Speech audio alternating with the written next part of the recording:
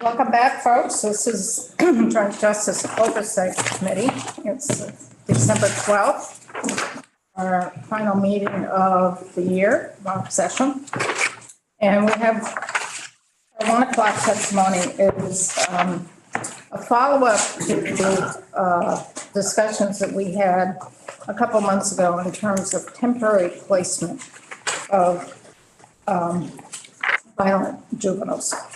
And this was brought, and this has been percolating for quite a while, that there aren't any beds out there for folks, juveniles with violent behaviors that need some stable therapeutic situations, beds. And this was brought to our attention from the state's attorney, Adam Bennington, and Senator Sears, and I asked Department of Children and Family Services to come back with a plan on how to start addressing this dire situation. And the Agency of Human Services got involved, and they have formed a plan for this is a temporary proposal. This is the temporary placement. It's a temporary proposal for beds for our violent juveniles. And this is separate from the report. I want to make sure, because I see this document in front of us, but this is this part of this handout here? Is this part of the proposal? It's partly report and partly what we're doing to address your particular request. Because we put in a report back, and it was a Senate bill that we received last year for the agency to come back with more long-term proposal for the placement of folks who are subject to raise the age, and then also a long-term proposal for juveniles between the ages of 12 and 17. So that's what this report is, but it also incorporates this little piece that we've been working on in terms of housing of violent juveniles. And that would be a temporary plan that the agency is putting forward for that. Is that clear as mud for folks? So I'll turn it over to you, Dr. Chen. You're the interim commissioner of DCF, and we also have the commissioner of BGS here because it implicates some renovations or buildings. So, Madam Chair and committee members, I'm Dr. Harry Chen, interim commissioner of DCF. I'm delighted to be here to share with you both at a very high level, briefly, our plan for the system of care for high needs youth in Vermont, and then in particular to hone down on the efforts that my team in BGS and Commissioner Fitch's team have been working together on roughly a couple times a week to try to get it better formulated in a place where we can move forward expeditiously. And you can put the slides up. Yep. Okay.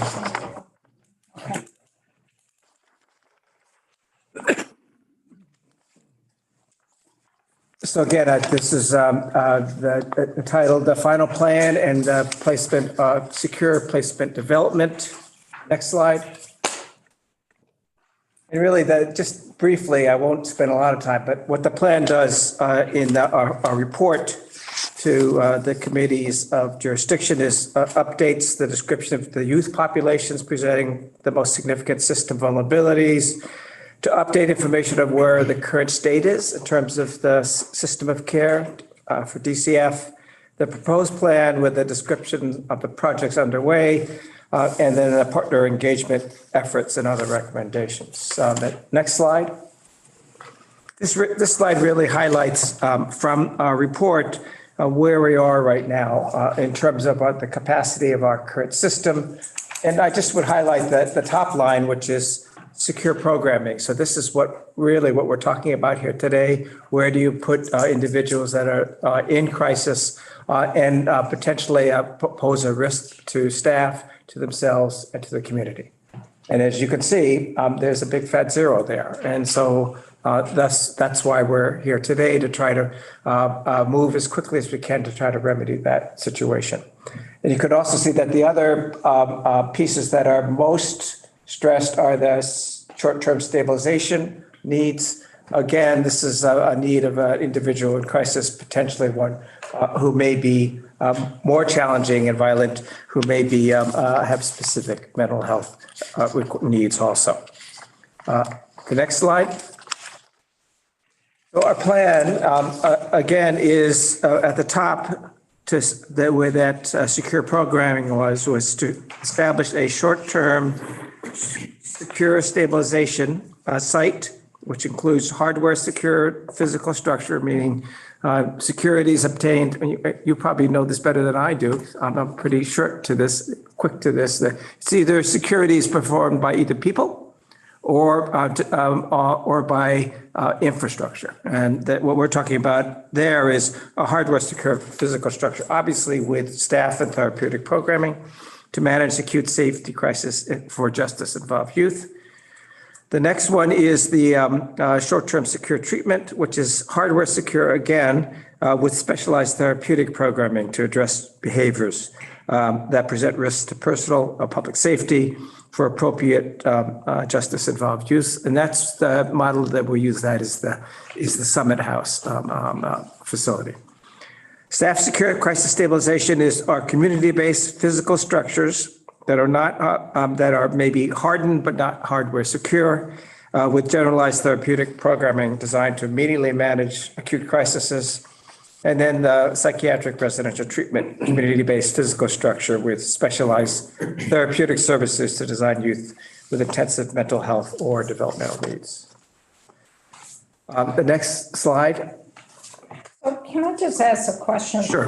I just want clarification on how do you define short-term secure stabilization and short-term secure treatment?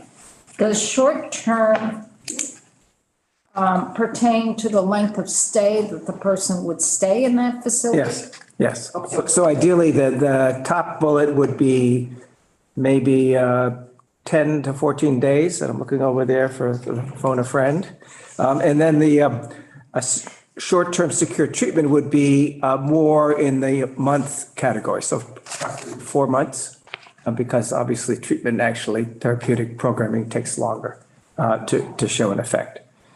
And there obviously would be movement between these levels of care. Someone might start off in the short-term stabilization for a week, 10 days. Once they're stabilized, you would determine they would need more longer-term or still short-term 4-month therapeutic intervention. And then you could transfer them there or vice versa, theoretically, if someone became unstable in any treatment program. So the next slide really talks about one of our collaborating partners, which is the Windham County Sheriff. We have one program there now, which is the Rest Stop, which is currently in operation, in which we have a placement. We can place one youth to be temporarily held while waiting more permanent placement, and the staffing really relies on family service division workers and sheriffs to provide security. Yes. Could you say a little bit more about relying on FSD staff? Or is it staff who are specifically hired for this work, or is it relying on, the caseworkers, people, the catch as catch can, trying to find people who will work the OT at a place or something? It's the latter. It is not the former. I think ideally it would be the former. I think we actually issued an RFP to actually try to secure a contract, but nobody responded to it.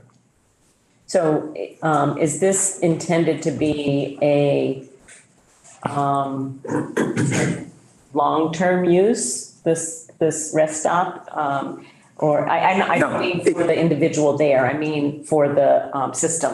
Are you intending to use this? Yeah, I think that there will always be a place for this kind of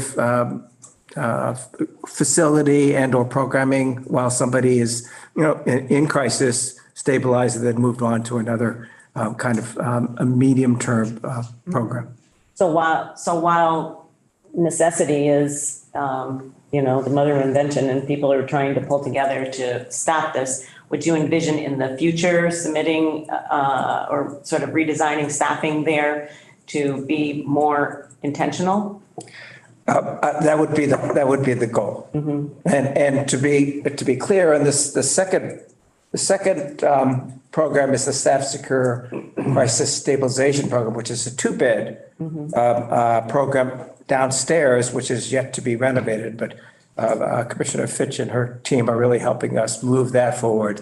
And that will actually have a provider. We have a provider who will provide it so FSD workers don't need to provide that staffing. Okay, and then just one final follow-up. Could you explain a little bit more about the use? I'm familiar with the location. I'm trying to really sort of equate in my mind the use of law enforcement personnel in a juvenile situation. I'm, to be honest, a little troubled by it.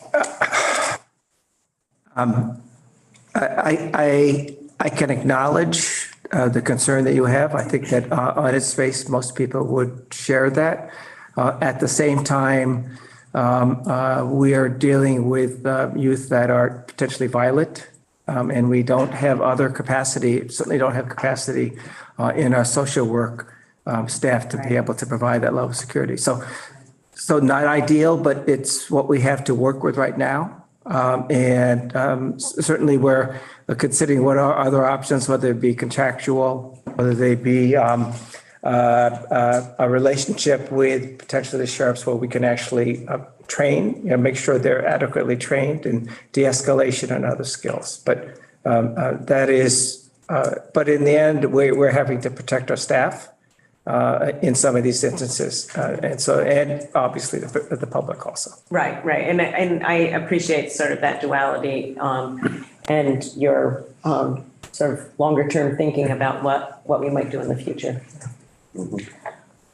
I was just wondering, the two-bed staff secure crisis stabilization facility, is that the one where they're on the bottom floor and the sheriffs are on the second floor? Right. Okay. I also think that's not ideal, but I understand we're in an emergency situation. I guess the concern maybe that I'm sharing with Representative Wood is I wouldn't want the emergency concerns to dictate the nature of the permanent system going forward. And I hear you saying that that's not the case. Right. I'd say that is not, our ideal is not to have law enforcement in all of these hardware secure facilities. Yeah. Because that's the actual reason why you don't need them there, because there's a level of security that you could provide both with the hardware and the programming, neither of which we have now. Dr. Chin, may I add? Sure. This is Erica Radke, the commissioner, deputy commissioner. I just wanted to add in as well as we get more help in our system of care and it becomes more robust, we really anticipate that there'll be less of a need to have our family services work have to staff these types of programs, because their youth will be able to be placed in a more secure setting. That's really our ultimate goal, is to not have our family services workers doing this staffing.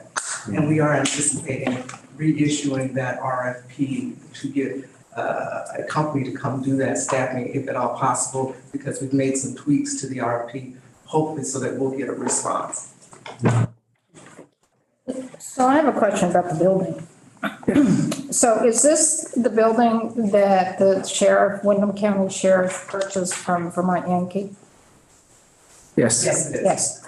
So right now you have the rest stop is in that building. Right. And then you're proposing to do a staff secure two-bed in there.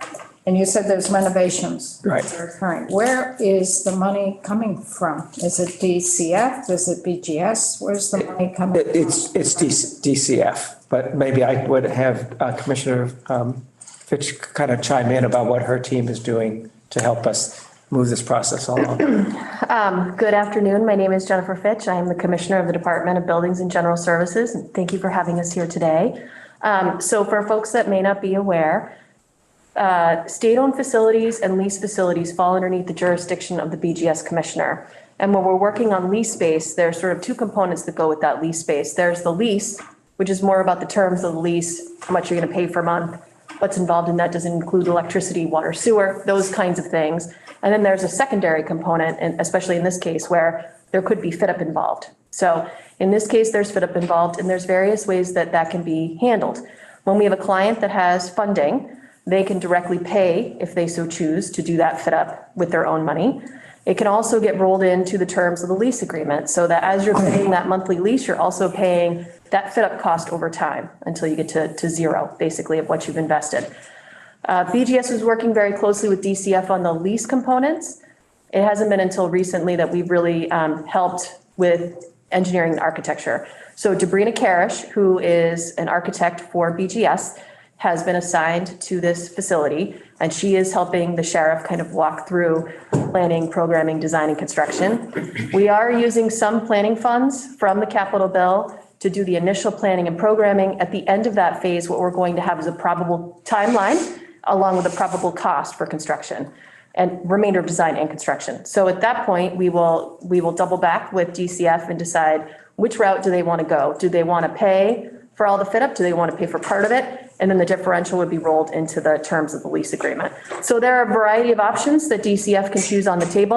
But right now, we're just trying to get to that point where we have that probable cost. And that way they can make some decisions about how they want to either roll it into the lease, pay up front, or do both, essentially. You're in the planning process now of working with the sheriff in the building. So you don't know what those potential costs are for the renovation of that building and fit up. That is correct, Madam Chair. But at the end of this phase, which hopefully will be wrapped up very shortly, we will have a probable cost. And so from that point, DCF is going to know it's likely to cost X amount to do that fit up for that project. But then that would get negotiated in one way or the other, comes out of DCF's budget, or is contracted and negotiated with the lease payments. That is correct, Madam Chair. Okay. So that shows you the collaboration with Wyndham County and the facilities we're trying to place there. Sorry, I have Dick. a question. I'm sorry, Dick. Yeah, I want to go back to the chart of the pre-pandemic contract capacity. And I would like to understand what the number 16 secure programming, what number will we be looking at in the future of those 16? And here's the reason why. My understanding, and I had obviously had a lot of experience in this field, but when you have crisis stabilization beds and kids are ready to move to someplace else and someplace else doesn't exist, frequently they get into a crisis and they end up needing secure programming. We've seen it here in Bennington. I know a number of those beds that are listed here are in Bennington. I've dealt with my local hospital, obviously, my local state's attorney, local law enforcement. And by the way, to the people up in Newbury, yeah, we've got them. We've got these folks down here. Bennington's dealing very well with them. So I would only make that point. But if you don't have a number of 16, if the number is 2 or 3, that's not going to work. It's not going to solve this problem. Because the whole thing is connected. Your short-term stabilization, your intensive residential, community-based residential, mental health emergency, everything is all connected. And if something is lacking, the 16 secure programming, I think we're going to continue with these types of problems. So do you have a number on that 16?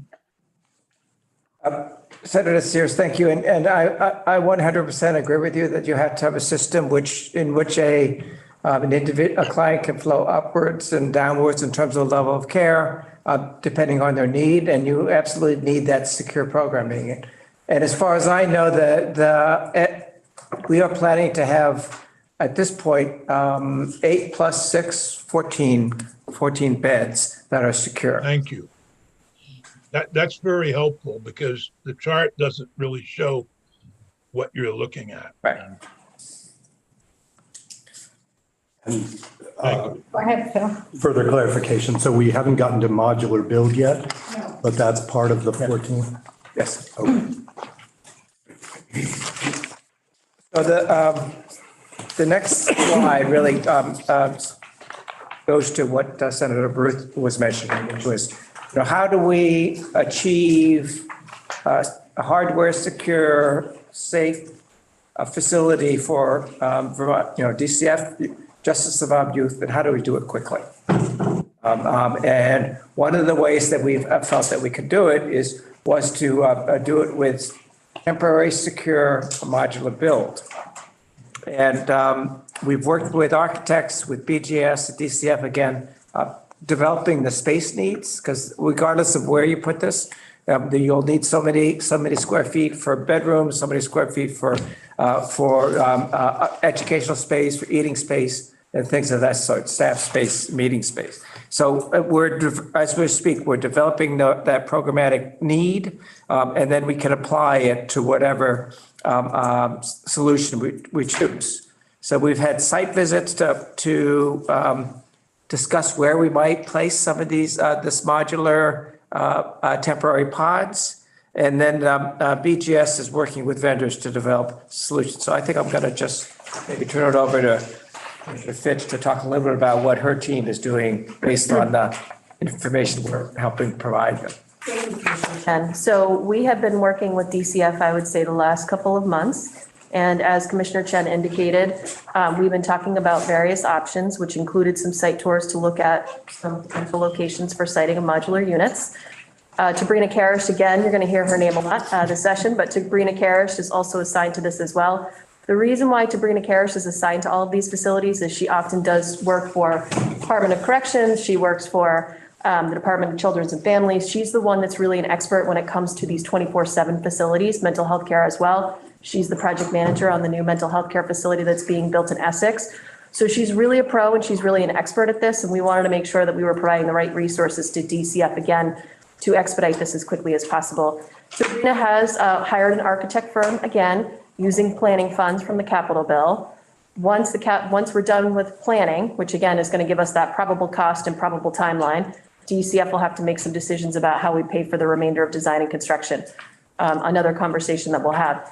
We are working with 2 different manufacturers. So we have a conceptual program. And when we say program, just so folks know, there's 2 definitions of programs when we talk in this space. And that is sort of the programming that you give to the justice involved youth that is to help rehabilitate them. When I use programming in the architecture engineering world, really what I mean is space. So what we do is we work with our client.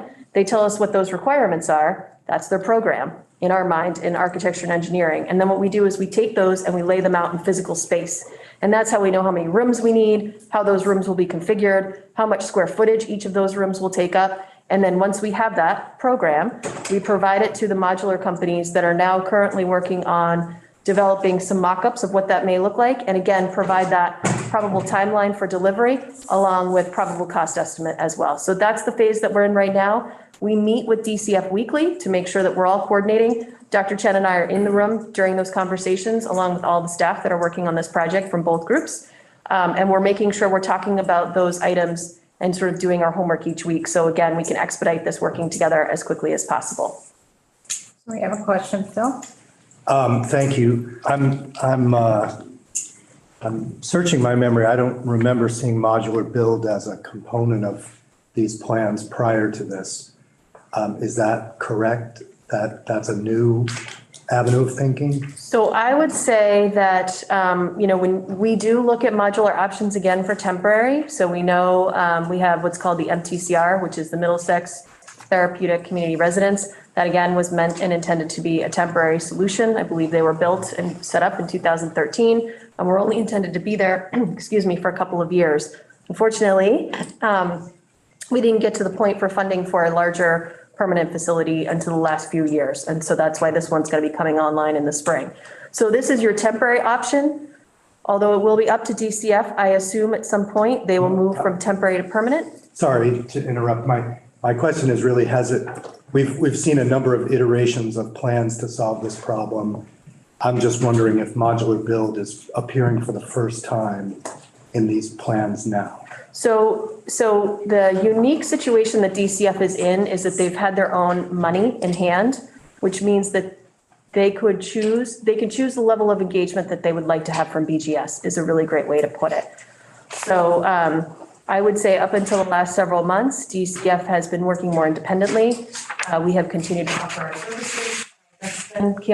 Commissioner Chen came online. I reached out to him again to help and he said, yes, please, we'd love to have you help. And so we've been really working closely since he came on board. So is the answer yes? Yes. Okay, great. Sorry, not to try to give a long answer. I apologize for that. And so having been in modular units myself, as many of us have, so I've worked at more than one university where we were put into these sorts of facilities. I'm looking at the bullet point that says project emphasis is on physical security. I would never associate a modular building with physical security because my experience with them is that they tend to be,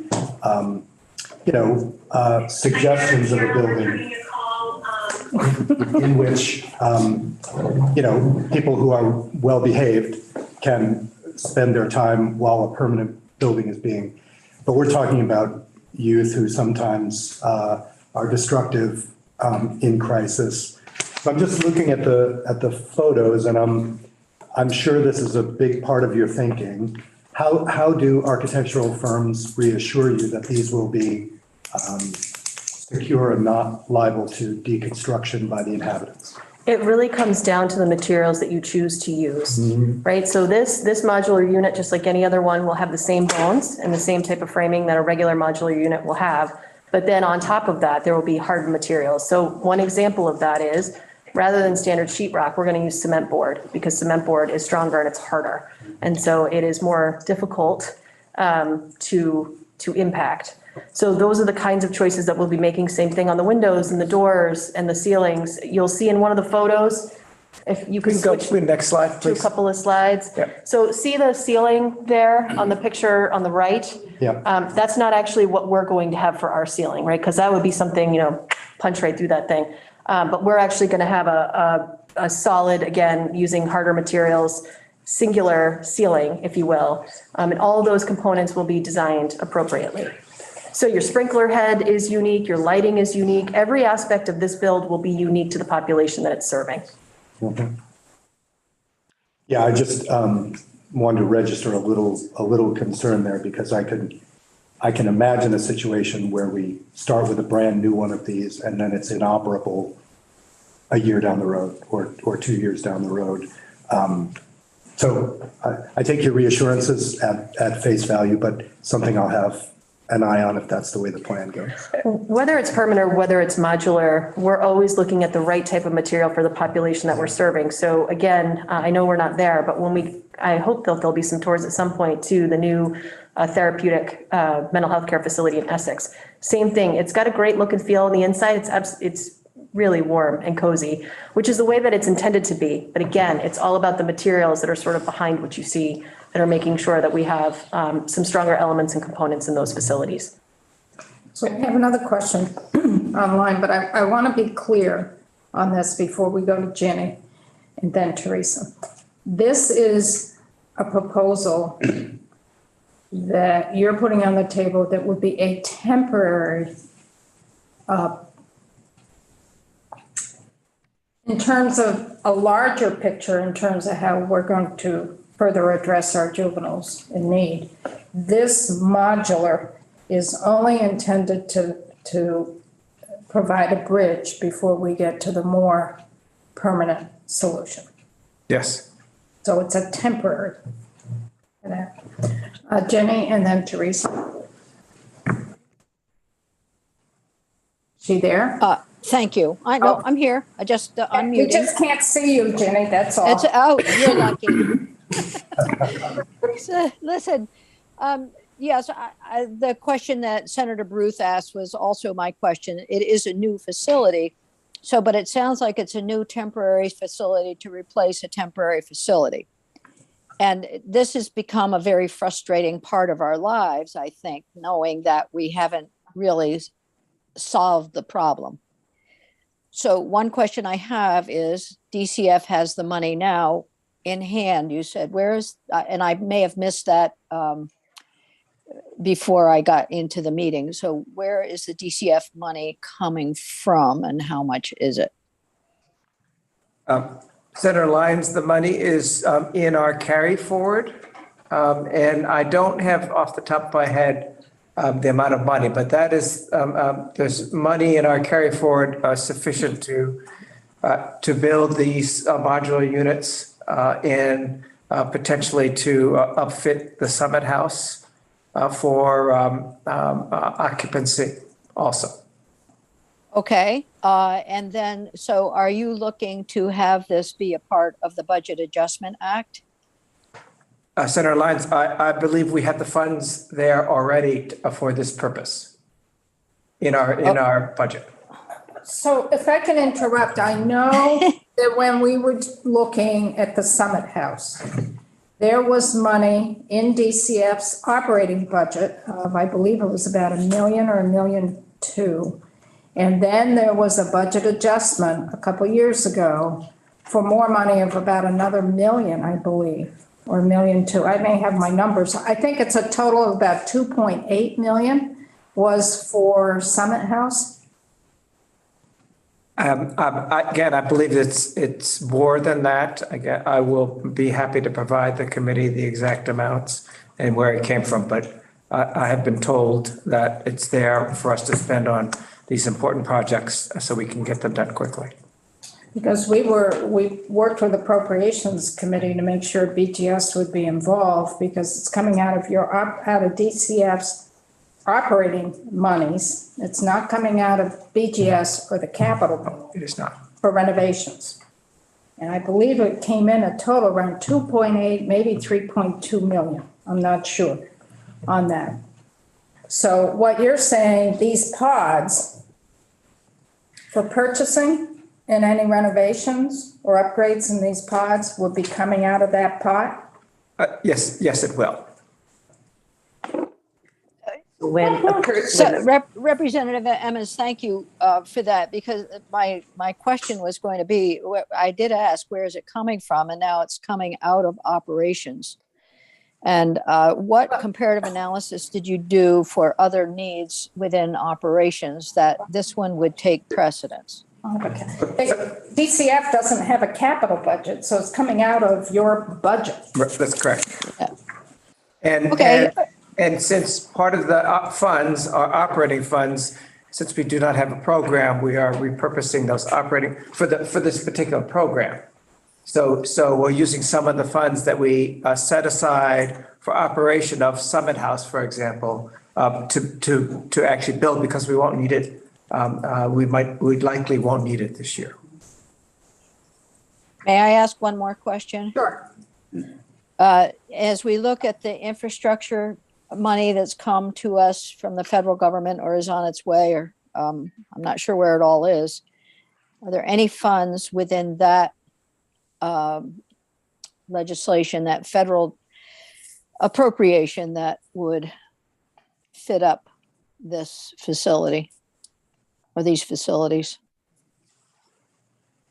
I mean, Senator Lyons, I would certainly make a commitment to look at that. Again, I want to emphasize, from what I know, we have enough money to do this and without taking away funding from currently operating programs. Okay, yes, I understand that, but this is a new thing, and we have a lot of new things that we might be able to do, given the crisis that we're in with mental health and substance use disorder and others. So I guess the question is, have you explored thoroughly all avenues and all sources of monies.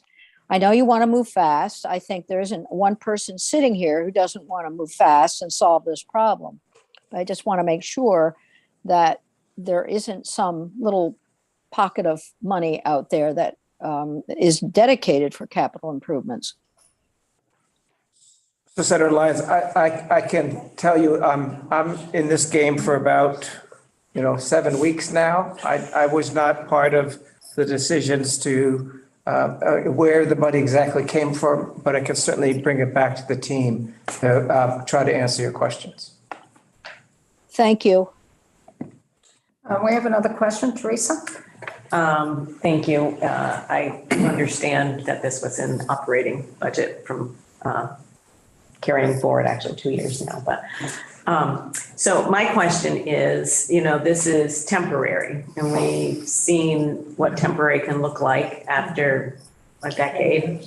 Doesn't look so good after a decade. Didn't look so good after about 5 years, maybe less. What's your term? What's the expected term of the use of this temporary facility? Perhaps Commissioner Fitch would have a better idea. So here's what I can speak to the best of my ability. So in order for BGS, and if we were using how we typically do this process, right, there would be a request in the capital bill, whether it was put forth by the administration or the legislature, to basically start planning and programming for a permanent facility. When we talk permanent facility, there's a lot of things that can impact that timeline. That includes things like permitting. You can either go slow or you can go fast, depending on what community that you're in. And it's also about the infrastructure. So what kind of existing infrastructure is already there at the site that's readily available? That will also dictate how slow or how fast we can go. I would say on average, it takes anywhere from about 4 to 5 years to deliver a building from planning and programming until the time we've reached substantial completion and we can populate the building. But again, it's all about when does it start in time and what kind of hurdles might we encounter along the way. Thank you. So my question really is, Commissioner Chen, what is the long-term plan that the department has? I heard you reference earlier 14 beds. That's what you're looking at for long-term capacity, and this would satisfy 6. Is this one's? I thought the other one was 8. But whichever, 6 or 8 of them. So. I guess what I'm asking, has the long-term planning begun concurrent with this sort of short-term? And I realize short-term has different meanings. But, so I'm trying to get at, the question that Senator Sears asked earlier about, what's that 0? What is your plan for that 0 to be? And you said 14. And some of it's temporary, we're looking at some other things that are more longer term. I'm just trying to figure out how short-term is short-term in this situation. Or, your best guess. I know that there are a lot of intervening things that happen, including whatever happens in this building, because this is actually a second facility where we have actually only budgeted for one facility right now. So Representative Wood, what I would say is that we absolutely have to plan for whatever the long-term system would look like. I think there are people that would love to see a campus type situation where you could create a whole campus where you could have different programs that would not necessarily be all together, but would be much easier to shift and move a youth from one to another. And so that would be what the long-term plan would be. We would go through the normal mechanisms of planning through the capital bill. We would also obviously do it in the way that, in a thoughtful way that obviously would take time. And I think that's what we're talking about here is something that's a much shorter time frame than that 4 to 5 years. We're looking, I presume, somewhere around a year, give or take, to actually say we're going to do this and to have the modular build available to use. So is it fair to say that this plan for the modular is literally temporary, while at the same time you're getting the wheels going on a permanent Yeah, yes, facility. yeah.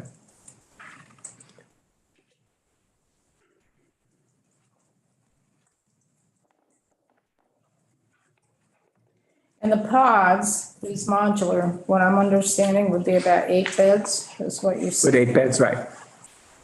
But you haven't decided on any location, you're looking for sites. We're looking for sites. We're obviously starting off with land that is owned by the state, so we don't have to purchase land, and then to see how that would fit in terms of zoning, infrastructure, all the things that Commissioner Fitch had mentioned.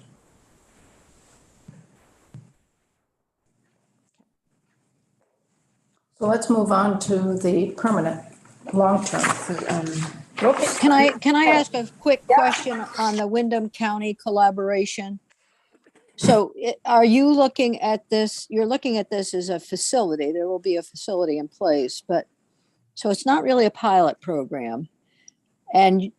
But there will be some reliance on current family services division folks. And have you sort of evaluated the numbers of people who will be needed over time? Because I think, you're going to see a difference every month, maybe even each week.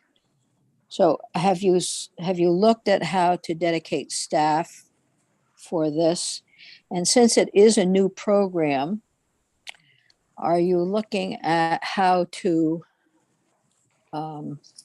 institutionalize it? How would that happen? So Senator Lyon, I think that, again, with the 2-bed stabilization downstairs at Wyndham County Sheriff's, our plan would be to have a contractor. We have a contractor who will provide the care and supervision. So we would not need to provide our own family service workers to do that. So when you say contractor, you're thinking of local community service organizations, or are you thinking of some outside of the state? Who are you looking at for that? I mean, it certainly could be it could be a designated agency partnership, but it will happen. I believe the intention is to do it with a partner that we already do quite a bit of work with here in Vermont. You're talking about a corrections partner? No, a youth service provider. And is an RFP going to go out? I'm trying to sort this all out. Well, there'll be an RFP for the secure stabilization facility, the pods per se, but this one, I'm going to defer to the people that have been working on this for months. I don't believe we'll be issuing another RFP. We're in the middle of negotiations with probably adding on to an existing contract. And then this will become a long-term contract. I'm just thinking the step here that is missing for me, because I'm a legislator, is us. And I know you're coming to this committee, but it would seem to me that our institutions, our health and welfare, our appropriations, and other folks, when the session begins, are going to be very interested in this, not to stop it, but to fully understand the implications. That's all. Noted. Thank you, Senator Lyons. Dick? Not to belabor the point, but will there be a memorandum of understanding with corrections so that if the person is charged as an adult, the juvenile is charged, under 18 is charged as an adult, they will be held in this facility and not in a correctional center, which is the original problem. Not the original problem, but one of the problems we're seeking to solve. Back in the day, Woodside had a memorandum of understanding with DOC. And so kids who were under 18 could be held at Woodside. Senator Sears, I would presume that once we had the capacity up and running, those would absolutely be discussions that we would want to have. But right now, we don't have that. I got to tell you, without that, it doesn't solve the problem that my state's attorney faced in charging a young girl at 15 as an adult, then having to have her held at South Burlington, sight and sound distance, et cetera, and all that went on. And frankly, once she stabilized, I believe, obviously, we can't talk about individual cases, but I believe it gets stabilized. But the problem was putting her in a correctional facility at age 15 is not ideal for corrections. And that's one of the problems we're trying to solve. So if we're not solving that problem, I really need to know that post haste so we can, as Senator Lyons said, take a look at this when we get back in session. So Senator Sears, I would say that we have every intention of not having that 15-year-old who, if we have the facilities available, going to a correctional institution, but rather to one of our secure stabilization facilities. But she would be charged as an adult. I don't know that really, I'm going to defer to the experts here. Good afternoon. My name is Tyler Allen. I'm the Adolescent Services Director for FSD. I'd just like to say that we've got a long history of serving that population within our juvenile facilities, and we have every intention of continuing to serve a DOC population where we have the bed space that we currently do not have. I take that as a yes. Sorry, Senator. Yes. Yes. So this modular build proposal, I'm kind of thinking you're not going to have these pods up and running probably much before next fall or a year from now. Is that about right? That's correct, Madam Chair. The way the process works.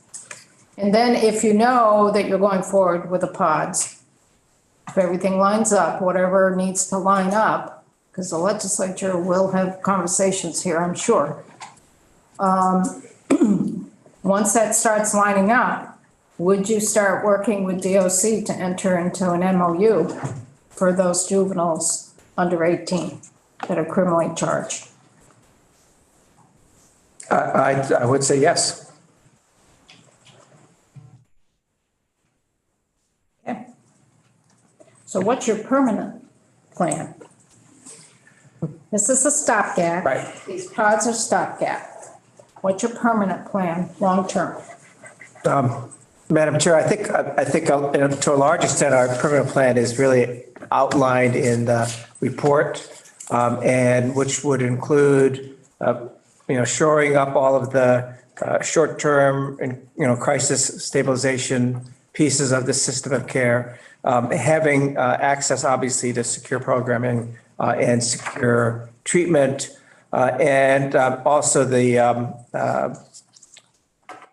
PTRF, and I just, sorry, PRTF, psychiatric residential treatment facility. Right, and so that's all part of the system. Those would be for right there in terms of next steps. And we would work with Dale and with DMH because there's a significant overlap between their clients and our clients in the PTRF facility. So in looking at the secure stabilization facility, where it says, this is on the back page, where it says select sites and finalize project specifics. Are you implying that there would actually be a building with beds when you're saying select sites and finalize projects?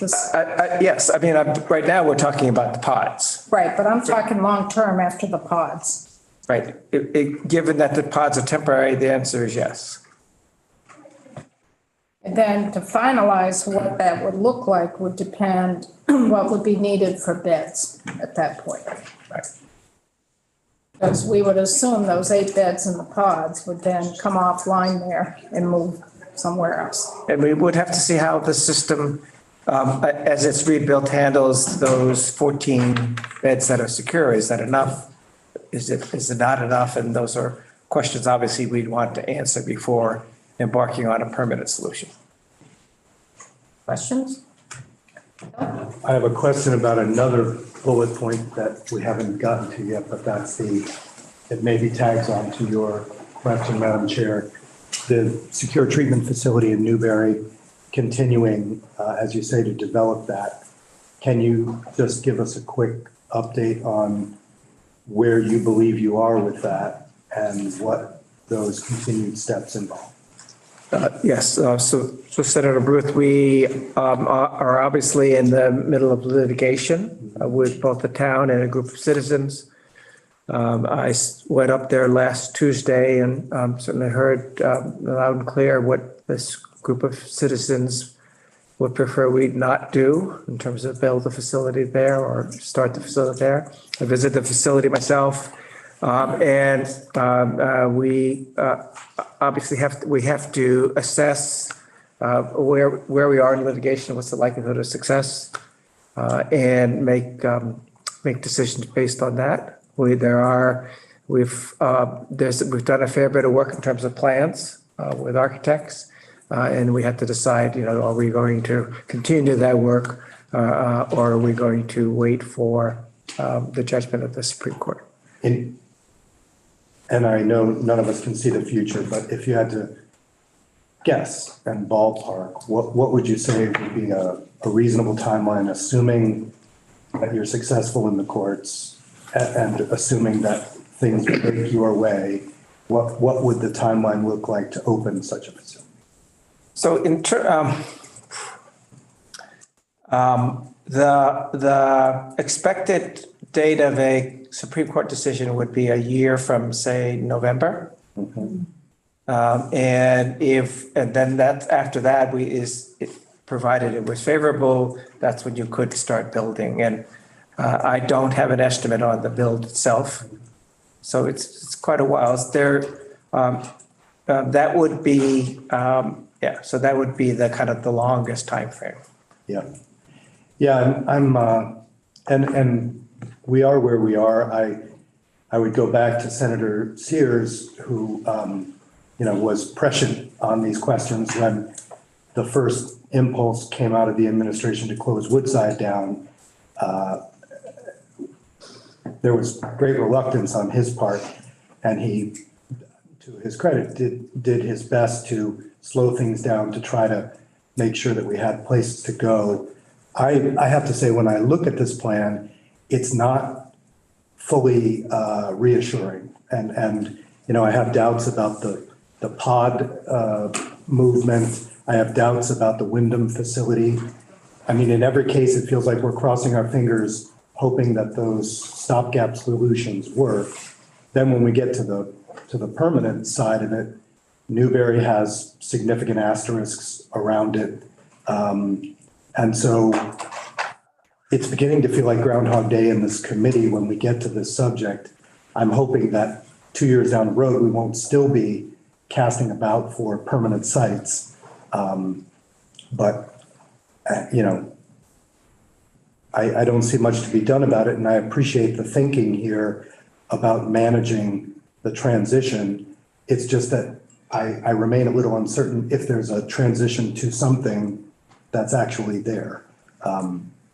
So maybe I should let you finish the back page, but that's kind of my rough feeling about it. I mean, clearly I would love to say to you, this is an easy task and we're just going to take care of it. That is not shown to be the case. I think that certainly while I'm here, it's my intention to keep things moving in a way that I think both will meet, albeit the temporary needs of the population, while thinking ahead more broadly about what is the world going to look like in 10 years. But I absolutely acknowledge that none of this is easy. Otherwise, we would have done it a long time ago.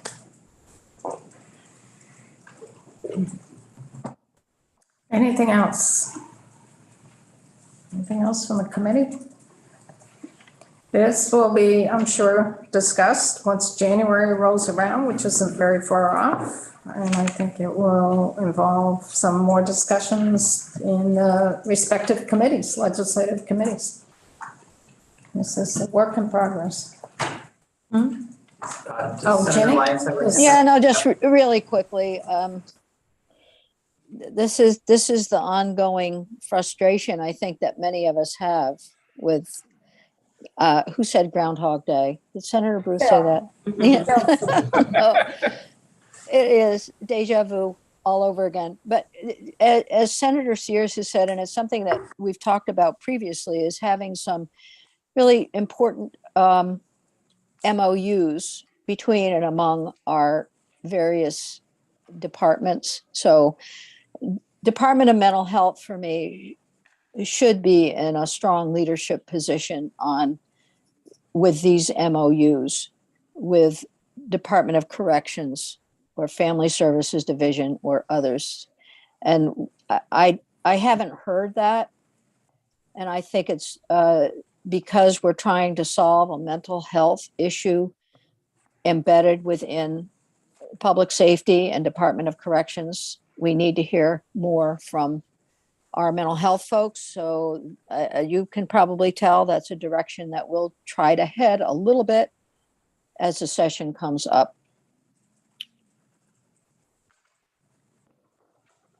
Anything else? Thank you.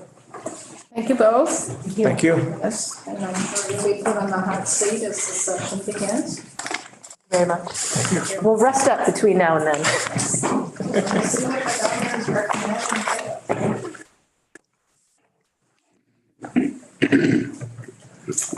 Okay, let's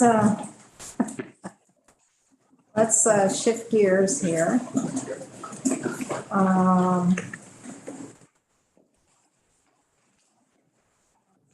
So I want to shift gears to start looking at what some of our recommendations are going to be. And one of those, we do need to make a recommendation on justice reinvestment 2 on the allocations of those out-of-state beds. So Stephanie, do you want to come up and take the hot seat? Do you dare? We dare. Mike, you did send us an email that we sent out a letter. Can I print out something here for Okay. you all? We sent out a letter to both DOC as well as the network in terms of any recommendations that they would put on the table for the allocation. It's 1.9 million, I believe. And you did allocate $300,000 of that last meeting. Forgot about that. So it would be about 1.6 million. Actually, just shy of 1.7. It's just shy of $2 million. The Okay. 1.98. Okay. So we sent out a letter to these two respective entities, and a lot of the money is funneled through DOC. So right now we have, if you go back to this document, it was dated the 12th of July. We have, through the Department of Corrections, we have the transitional housing, we have domestic violence, and the offender management system. And then we also have a separate appropriation to the Department of Mental Health. So that's how we've allocated it. In the conversations we had as a committee here, we did send out to have DOC weigh in and also to have the network weigh in. And that's what these two documents refer to for that. Anything else you want to add to that at all, Stephanie? I don't have anything to add. I'm just here in case you had questions. I haven't seen any responses to what you've requested. I don't know if you've gotten as a committee. You just got them. Okay. You just got them. I will say that, given David's testimony earlier about the importance of domestic violence and zeroing in on that earlier and more intensely, the network's ask seems right in line with that. And we do have, the network is here and we do have DOC, so they could come up and do their presentation. Maxine? I appreciate Senator Bruce mentioning that because that was certainly one of my takeaways this morning as well. So, trying to think. Sarah, would you be willing to come on up and move to the side, Stephanie, so be available for our questions? I'll be right here. Sure. Hello, everyone. For the record, Sarah Robinson, Deputy Director at the Vermont Network Against Domestic and Sexual Violence. Good to see you all. And I did have the opportunity to listen to David Demora's conversation with you all this morning, which really reiterates what I think has been kind of an annual theme since really Justice Reinvestment 1 and Justice Reinvestment 2, that both consider the importance of kind of reinvesting in our community-based domestic violence accountability services. It's the treatment and programming that's offered to people who use violence in their intimate partner relationships. Last year was kind of the second year of funding for these domestic violence accountability program providers. And when the legislature made that decision last year, you also asked those providers to do two really important things. One was to ensure that that programming is responding to the risks and needs of our community. And so that included some language around developing some specific programming for LGBTQ individuals who use violence in their relationships, and also just looking more broadly, as David talked about, to kind of responding to the spectrum of risk in terms of folks engaged in that programming. And you also asked those programs to cease charging fees to participants. And prior to the legislative investment in these programs, that was the sole source of revenue for these programs, was charging fees to participants for what is often a group setting for a series of months. And so in doing that, we knew that there were going to be impacts on these providers. We support the legislature's request that these providers don't charge participant fees. We think it aligns with your justice reinvestment and broader criminal justice reform goals.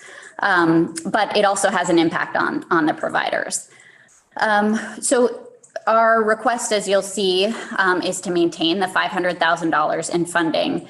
And in working with the Council for State Governments on a separate project they have in Vermont looking just at domestic violence, we believe that an additional $350,000 in FY24 would help the providers and the state really meet the goals that were set forth in Justice Reinvestment 1 and 2. That's the request. So would that 350 additional help providers make up for the loss of the participation fees? Yes. I mean, we're hearing from some providers that their overall revenue has declined as they've replaced their participant fees with state dollars. Overall, we think that's we think it's a good thing for the people participating in the programs and for these providers. But in order to really ensure the sustainability of this service throughout the state, we need to ensure that we're providing the providers with what they need to offer services.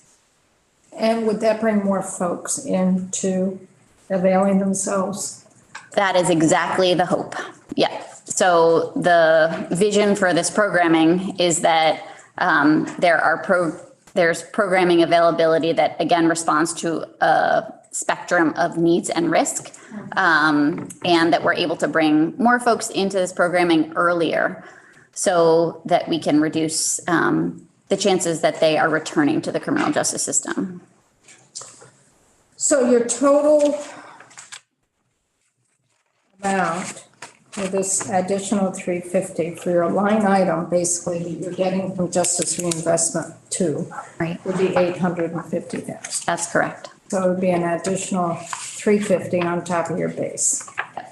I'll also mention that we are anticipating an additional 5 to 10 providers across the state seeking certification in the coming year. And so as the pool of providers grows, the amount available for each provider would go down if the amount remained the same.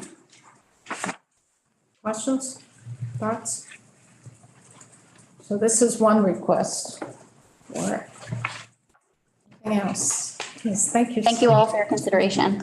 Would you be serving more people, Sarah? Yes.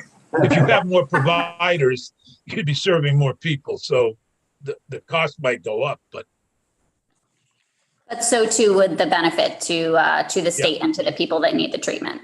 okay, so it's not just the. And one other question, David D. Moore mentioned on mass shootings, which surprised me. And do we have any research on that? Do you Yeah, know? there is actually really great research that I can send to you all about the percent of mass shootings in the United States that are directly connected to domestic violence. And so I'd be happy to follow up with the committee on that. That would be helpful. Thank you. Yep. Great. Thank you, Sarah. So I'm going to put DOC on the hot seat. As I said earlier, a lot of the funding does funnel through DOC for transitional housing and also their offender management system improvements, which we've already beefed up some of that in advance of this discussion we're having today. And there was a letter submitted by the commissioner that basically states governor's budget will make proposals. But are there buckets that you'd be able to talk about in broad sense? Sure. Good afternoon. Again, my name is Nick Demmel. I'm the Commissioner of the Vermont Department of Corrections. Appreciate the opportunity to talk about this. Obviously, this is a big item on our list.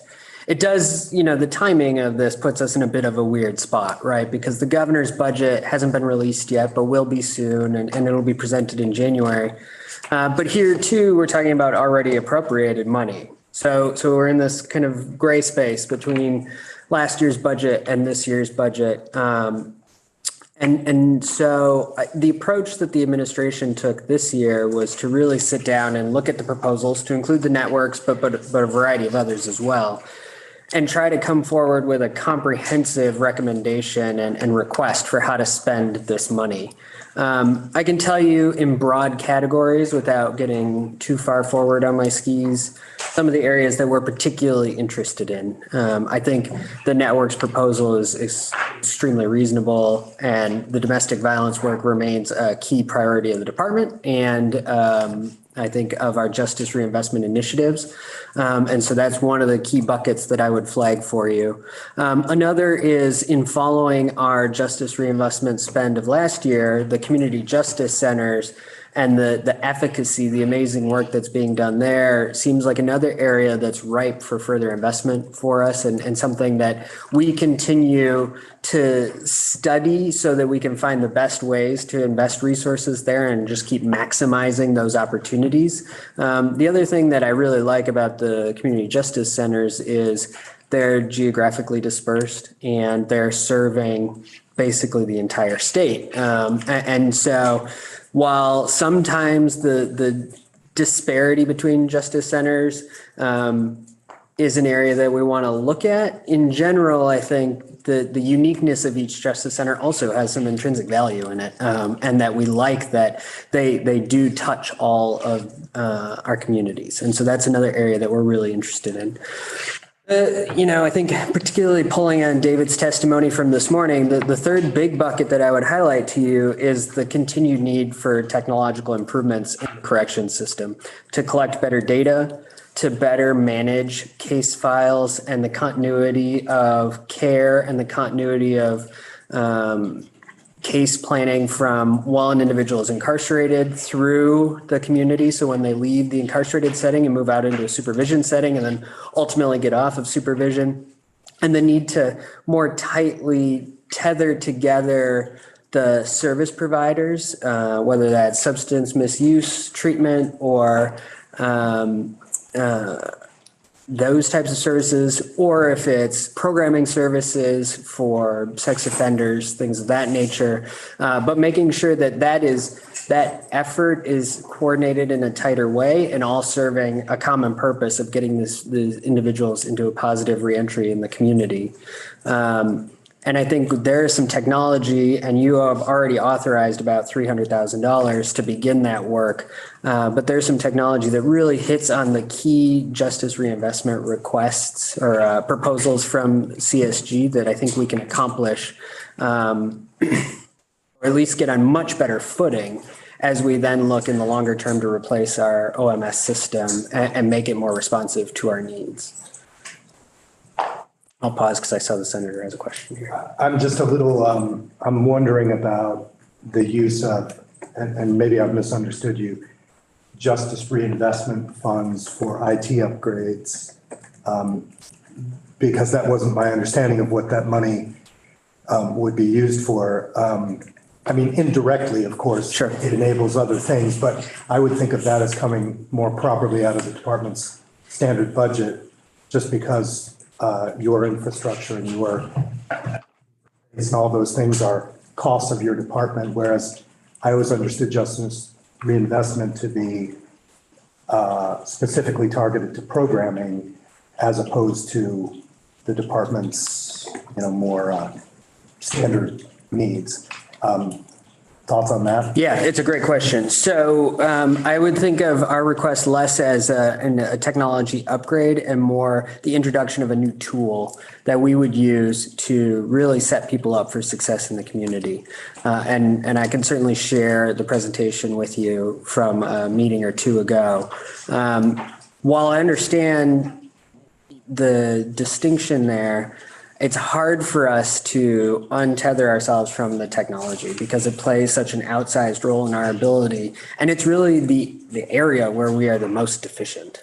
And so if we want to create comprehensive case plans that connect medical providers, mental health providers, substance use providers, and our own risk services, we don't have a way to do that right now. I mean, pretty much all of our systems are on paper. And so when we looked at the JRI recommendations, we tried to come up with a proposal and went out and looked for tools that would really hit the key points. And so data collection, better case management, better risk assessments, to really drive down who we're returning into the community and how can we better serve those needs. And what we found is this tool that we can lay on top of our offender management system. It's distinct and different, but that in other states we're showing really positive results and really helped us to provide a better continuity of care, particularly when the individual got to the community. And that's what the language currently asks for is community-based programming. And so I think it enabled us to connect the offerings for the individual in a different way that would be much, which would lead to their better success rate in the community. And so understand your point, and I agree with you largely, but I do think that this is actually a tool that is distinct from kind of an IT upgrade. Now, having said that, in last year's justice reinvestment money, we did put money in to upgrade OMS. I think, were we to move away from a world in which we could spend money on some of the IT needs of the department, I think we'll just continue to hamstring ourselves from the ability to have the impact we're looking for. Because we're just becoming so, as a society, and DOC slower than the rest, but such a technology-based world. Right. But, every agency and department faces the same issue, which is how to deliver their product to people in the state and interface with software and hardware. And they're all covering it out of their budget. But here there's a freestanding fund that we're tapping for that. So I'm just wondering about the limits of that logic. But I think that's a reasonable debate. Yeah, and I take the argument that it's a separate tool that you're acquiring for this particular justice reinvestment purpose, and therefore it's different. And I also think, we are providing those services, probably in some circumstances, not to the extent that we want to, but we are providing those services. We're just not coordinating them. And I think that lack of coordination is actually driving a lot of the challenges that we're having in serving the populations we're tasked to serve. And so that's really, I think, ultimately trying to solve just happens to be a technology instead of a new program per se. Other questions? I have just, sorry, I didn't mean to interrupt. Well, I just want clarification that you laid out these buckets. Doesn't mean it'll be in the governor's recommend. Right. But the governor's recommend would be the budget adjustment for FY '23, or is it going to be for FY '24? Well, there will be obviously budget adjustments, but that's not what I was referencing here. We're talking about the out-of-state, the 1.9 or now 1.7-ish, that's already been appropriated, but is the out-of-state bed savings from last year that we will then decide how to spend this year. And so it won't be a budget adjustment request. So it won't be in the FY '23 budget. I mean, FY '24 budget. No, '23. It won't be in the current FY '23 budget that we will see the governor's proposal for this 1.6 million that's left. It will be for FY '24, even though it was appropriated in FY '20. The money was there in FY '23. Technically, I don't think it'll be in either budget because the money was budgeted already in '23. And we're just recommending or requesting how you then spend that now that it's been appropriated. But Representative, maybe you can help. You don't have to appropriate it again, but the specification, the authority to spend it on X, Y, or Z is the language that you'll see in some budget document. Right. Trevor? Well, that was going to be my point, that it would be language in the C section probably of the FY 24 budget. Likely that's where it's going to show up. And that's how we did it last year as well. It wouldn't be like a new appropriation. That's where it gets confusing for the layperson. That's us. Trevor gets it. I get it. I have just a couple of additional comments that tie in, I think, this morning's conversation, though, that I thought you all might be interested in. So there were questions, I think it was Representative Shaw who asked a question about population changes and the concern that as we reopen the courts, as we move back to I don't want to use the word normal, but a normal world, that'll dramatically change our system.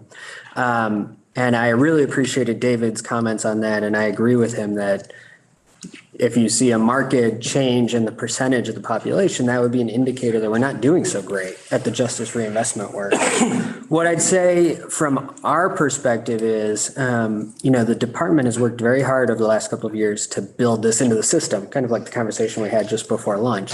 And I think we've done a nice job of that. We've adopted a sanctions grid for furlough revocations that we're depending on. That's also being used by the parole board. And I think that was designed with CSG. I think that's helping us to really objectively evaluate violations and whether people should be returned to incarceration. So I don't think you'll see a market change in the population, but the number I think that you should be cognizant of is the number of detainees that we have in our system, because we are seeing a slight uptick in that number while our total population stays the same.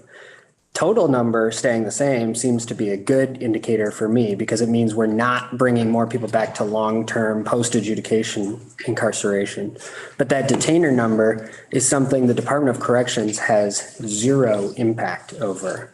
And so to give you a sense, today I've got the numbers here.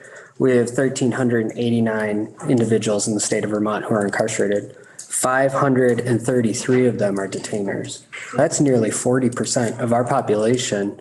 And that's a part of the population we don't get to say you can't come into the system or we want to put you back out in the community.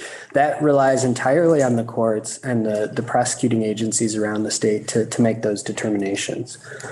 So I just want to flag that for you, that our total population is really staying level, and we hope to keep it that way. I mean, the department is fully committed to justice reinvestment. We want those initiatives to work. I think we're seeing really good success.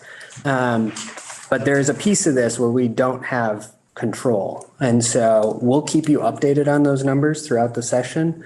And I just thought that was an important piece of context. And then the other part that came up this morning that I wanted to talk about is the out-of-state bed population. So I think everybody shares the goal that we want to get to zero. But I would just say, I think we're pretty well bottomed out on our number. And I don't think it'll change much now for the population we have out of state. And that's because we have real physical infrastructure limitations on how many people we can house in the state of Vermont. And this is where it ties into that detainee number. If that number goes up and we don't have any more space, then something has to give, right? And so we don't want an out-of-state population, but we also don't have the capacity to hold the total population in Vermont. That number went down significantly over the last couple of years because first justice reinvestment and then COVID, we were able to move a lot of people out of our system. But I think we are now pretty much at our bottom line number, and it's going to hover around the 120, 125 mark going forward, unless there was a major change somewhere. And I don't know what that looks like. I mean, I think the only way I can see that markedly changing is if we had a different facility in Vermont. And that were, as you heard from DCF, a project like that would be years down the road. So I just wanted to put that context out there is we're also committed to getting to zero. I don't see that happening anytime soon unless there was some major shift in the state. And part of what the commissioner was saying, within these facilities, current facilities, there are beds that cannot be used for the general population. And that's what's tying their hands. There's beds in closed custody. There's beds in the infirmary. There's beds in booking. That's not your general population beds. Right. So your detainees are using up a lot of the general population beds, number one. And that's why there isn't the flexibility. Because we have a capacity of, how many beds total do we have a capacity of? 1,400? Yeah, it's in that neighborhood.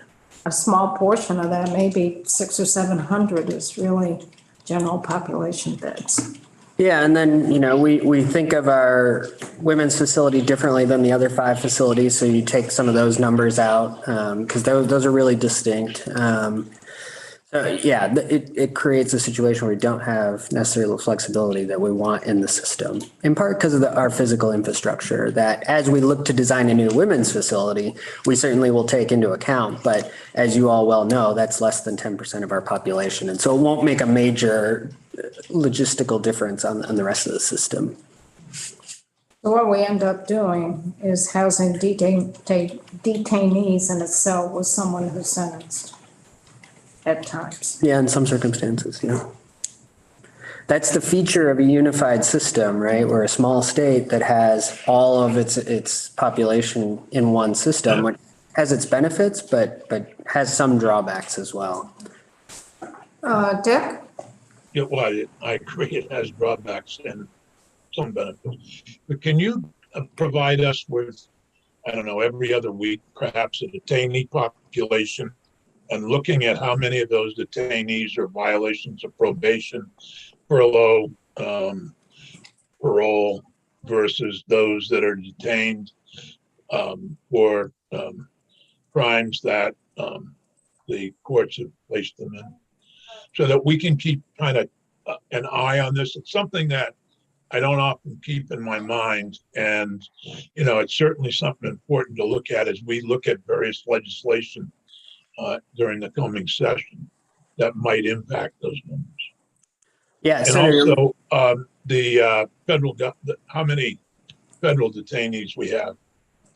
yeah, we can certainly provide you a breakdown of the detainee number on whatever interval you would like. We collect it daily, so we have it pretty granular. I think it would be helpful, at least for me, and I suspect other committee members, to have that information on a regular basis. Absolutely. I will say that I'm thinking for me every week or every 2 weeks for me. Probably. Yep, absolutely. That detainee number would not include revocations of furlough because those people would be counted as on their original sentence. So they would be counted in the total population number. And our federal detainees I can share today are 71 in the Is that part of the 533? Yes, yeah. But that number doesn't really grow because we have a contract with the US Marshal Service that caps that number. And so that number kind of hits its ceiling and then stops.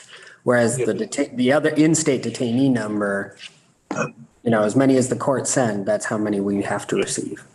I know all the reasons for the federal detainees and it's, it does make sense and all, but it does throw our numbers off when we include them in as if they had been detained under Vermont courts. Yep, fair enough. And we actually have the state detainee numbers broken down, so we can delineate that for you so you can see that more clearly. Good. Great, thank you. So let's move on because we've got to talk as a committee in terms of how do we want to allocate out-of-state debt. So out of a total of 1.98, we have pulled 300 for DOC's IT system, for lack of a better word. We've already freed that up. And then that leaves us about 1.68. So the network has asked for an addition on top of their base of $500,000. They've asked for an additional 350. So then that would basically make their base 850, which leaves us about 1.33 million. That would become their base going forward? It probably would, yes. Because if it's forgiving their participant fees and it goes into their formula, how much goes out to the providers, correct? Correct. It's just distributed via funding formula to the providers. They're not one-time needs is the honest reality. Okay. So then the question is, we haven't touched anything for DMH. And then whatever we want to break down for DOC, where we've done transitional housing. We've also done the CJCs. And anything else? It's up to the committee to make the recommendation. Sorry, can I clarify one thing? Yep. The transitional housing budget is not justice reinvestment. It's not, right, there's other monies. Yeah, just to clarify, the CJC, well, there's also base money for CJCs. We plussed that up last year. That's not transitional housing. But we have beefed up what you get for transitional housing from the JR2 money. I don't think so. I think we have. But we also feel quite comfortable with our transitional housing budget at the moment. I think it's providing what we need and what we're capable of providing right now.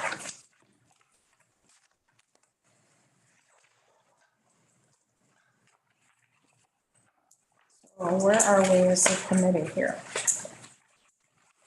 Madam Chair? Yep. I would move, especially in light of the commissioner's comments about transitional housing, I would move that we okay the 850 to the network for the domestic violence piece. And that seems like it would leave enough for substantial money to go to Department of Mental Health. But I think it would only be 350. Well, 850 total. It'd be 850 total, which is already coming from previous savings. Yeah. So it'd be an additional 350. Yes. Out of that total 1.9. Ben has a question. Chair Evans, I'd just like to advise too that these funds also need to be approved contingent on notice to the House Committees on Appropriations, Corrections and Institutions, and the Senate Committees on Appropriations and on Judiciary. So any motion should include that contingent notice language. So moved. And Friendly amendment. notification. Yeah. This pending one, notification. remember last time. So No, not the approval. motion is to allocate $350,000 extra to the network out of this current. On top of their base. Yeah. And then it becomes base funding in the future, not one time. Yeah. Any further discussion? All those in favor, please raise your hand who are sitting around the table. Unanimous. 1, 2, 3, 4. Dick and Jenny. Oh, they They can't. can't vote. They can't vote. But that's a house rule. So Senator Lyons and I both agree, Totally, just can't record it. totally. You agree.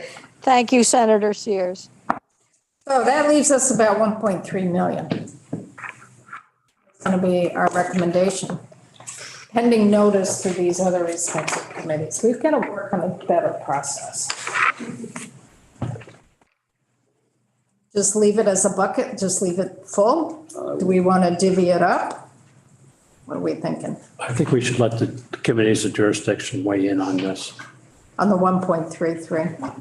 after we see the budget that comes out from DOC. So Have that conversation there and then make a decision. Yeah, I mean, I'm okay with that, given the fact that the CJCs, you know, we did get a printout of what what's been pulled together for COLAs and grant adjustments for them for this year. Otherwise, I'd be saying I think we should give more resources there, but I think, you know, letting the committees of jurisdiction take. Well, I also heard the commissioner say that that's going to be one of those buckets. Right. So I think it's probably going to be addressed one way or Yeah. another. Yeah. I also am putting in, again, a plug. I'm not suggesting an allocation of resources because we don't have any proposal, but again, looking at the transition for people on MAT, leaving the correctional system and moving into the community, and really we need to do some work on that. You know, they're not on the same treatment and you know, we've lost a significant number of lives in that regard, that who knows if that could have been prevented or not, but. they're supposed to be. When they leave, they're supposed to be on the same. Yeah, well, there's work that needs to be done between corrections and Medicaid, frankly. I mean, that's where the work needs to happen, in terms of what's authorized in the community versus what's provided in the facility. They're different. Yeah. Yeah. And there's a Between transition corrections process. and Medicaid, when. Because when they leave correction. Offender leaves the facility. They generally are on Medicaid when they leave, yeah. Okay. I'll keep saying it. So is there support for leaving it up to the committees of jurisdiction to make the recommendations to Appropriations Committee on the further allocation of the 1.33 million? Yes. So a motion? Chairman, I would just advise the committee that the way that the language is drafted, only this committee is empowered to allocate the money. Couldn't we delegate? I think that would have to be something that would have to go through the full legislature. I don't think that the committee could then delegate authority that was delegated to them. So then the respective committees of jurisdiction would then need to make their recommendation to Justice Oversight Committee. Yeah, do it backwards. And then you would have to reconvene. Do that. And then we're gonna have a new committee.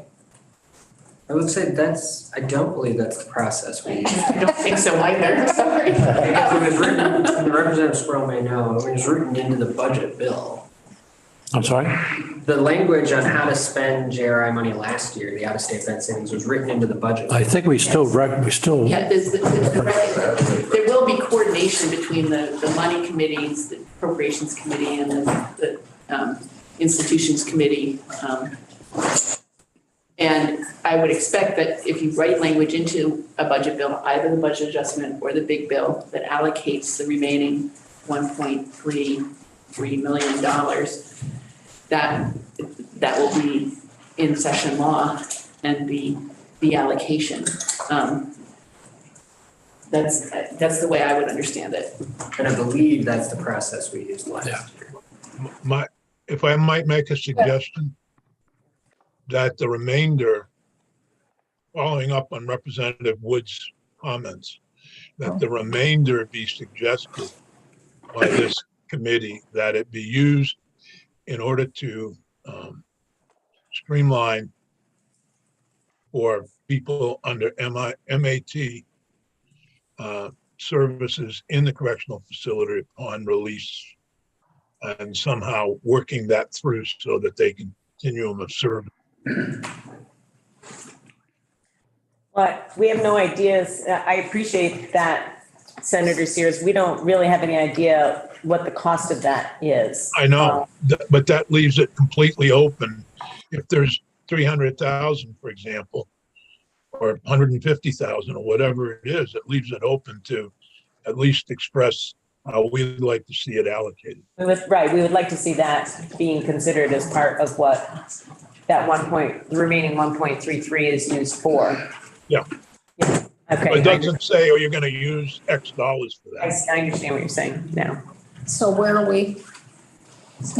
So I think what Dick is saying is that, we want to express a priority use of that 1.33 as transitional MAT, the work that needs to happen for transitional services between corrections and Medicaid, DIVA, for folks on MAT. It's not allocating a specific amount, but it's expressing our prioritization of that. And you might want to express that as a memo or a letter both to DOC and to the Appropriations Committee from this committee.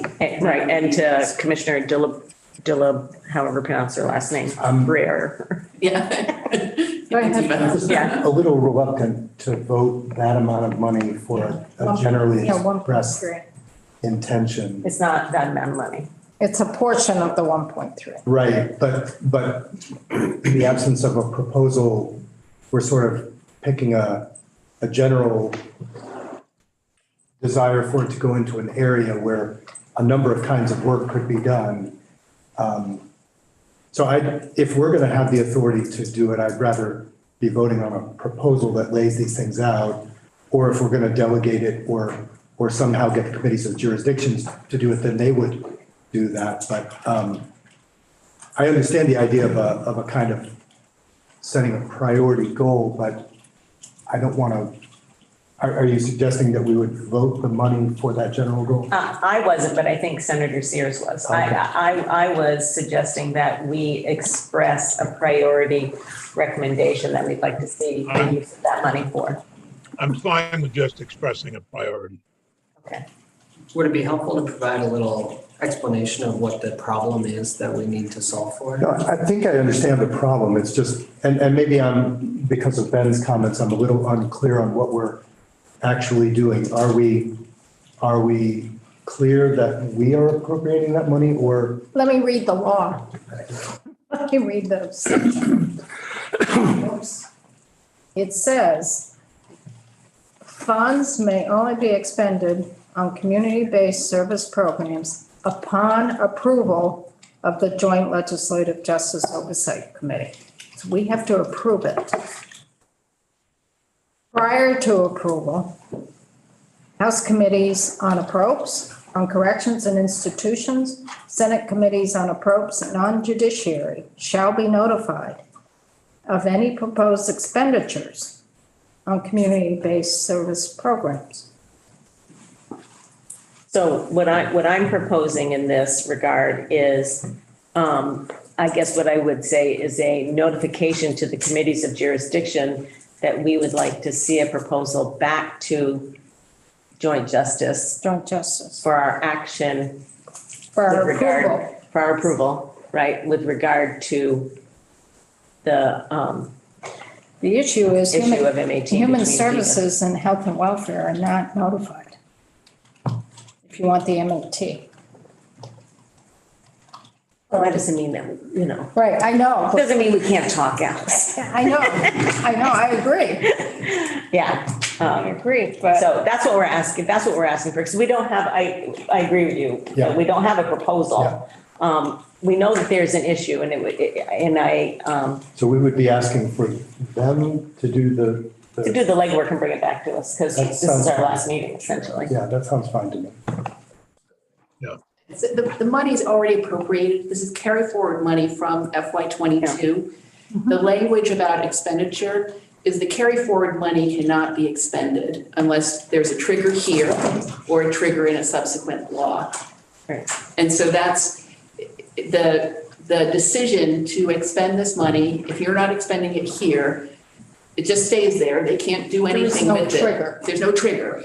And so the next budget cycle can pull that trigger when the full legislature is here. I'm not understanding the need to come back like 6 or 8 months from now to this committee if the legislature's desire to expend in the coming session is expressed in. And to clarify my comments before, that's what I was saying is that, you know, if it's not done here, it would require that fuller process, which is what Stephanie's talking about. So it would just remain. Then we're back to.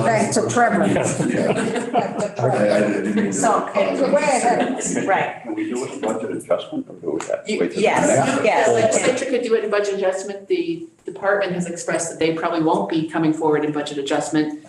They'll come forward a week later in the big bill proposal from the governor with their plan. But either way, in late January. I'm just saying, if the committees of jurisdiction came back and said, before we did budget adjustment, this is our recommendation how to spend this money. This committee could meet or this. Or they could do it through budget adjustment. They could do it through the budget adjustment. If there's enough time. Would like. They would, I'm sure that the topic will come up in budget adjustment and the big bill because the information in the new biennium, the budget adjustment and the big bill information comes very close together. So what the language prohibits is this 1.3 going to the bottom line. Yeah, nothing. It just has to sit there until there's a trigger. So there's a trigger. The trigger could be us or it could be opposed. Right. So, and all that Senator Sears and I were trying to convey is that we would like there to be consideration by the committees of jurisdiction into the issue of MAT. discharge planning between DOC, on MAT, between DOC and DEVA in terms of covered medications. So Trevor, do you want to make a motion for this? Because you're in the appropriations world. So the motion would entail the 1.33 million would be upon recommendations from the committees of jurisdiction. And one item that we would like to vet is the discharge planning for folks on MAT. Just what you said. Yeah, you just made Attention it. to, Or respect, well, yeah, whatever. So that's the motion. Yeah, make it. Just say so moved. so moved. Second. So, any further discussion? If not, all those in favor signify by raising your hand, or saying aye. You folks, Jenny and Dick, you're supportive, but we can't register the vote. We're supportive. I'm at least supportive. Senator Sears? We threw Dick under the bus. He said, he raised his thumb, like we saw. Oh, okay. I learned that from House Appropriations. They raised their thumbs. Yeah. Great. So that finishes that piece on the agenda. Now we can move on to juvenile interrogation techniques. And there is a draft, I believe, that Giles has been working on. This is one of our items that we were required to look at in terms of interrogation as a whole, and we did focus in on just on the juvenile piece. So Michelle, welcome. Thank you. Good afternoon. Good afternoon, and we do have a draft, I think, that has been posted on our web page. Yep, and if it's all right with you, I'll share the draft and walk you through it on the screen. Does that work for you? It works. Thank you. Also, I just wanted to let you know, I'm sorry, but I do have a hard stop at 3:15 today. We should, let's hope. Okay.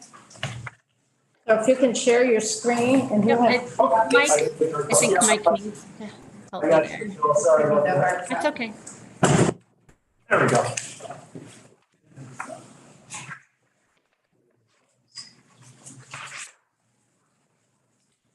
Okay, can everybody see that? Yes. And then we've got some hard copies here. Great. So I know that you've heard, you heard from the Innocence Project earlier in the fall, and you discussed some of the concepts and the fact that a number of other states have recently passed legislation, and specifically following on the model for specifically for juveniles, not applying to adults. And so there's a few decision points in here for you. The way that I did it is just at applying to anyone under 18. That is certainly just a policy choice for you, whatever age you choose. You could include adults, you could include up to anyone who could be a youthful offender.